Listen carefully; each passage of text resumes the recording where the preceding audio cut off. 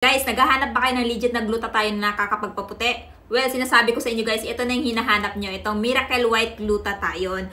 So, ako guys, known ako as Lady Rider. Palagi akong bilad sa araw. At known din akong morena ako. So, naghahanap ako ng magandang glutathione na talagang effective. Marami na ako na-try na glutathione guys, pero hindi naman ako pumuputi. Pero this one guys, 1 week pa lang, nakita ko na talaga naglighten yung balat ko. So, ito yung original kong color guys.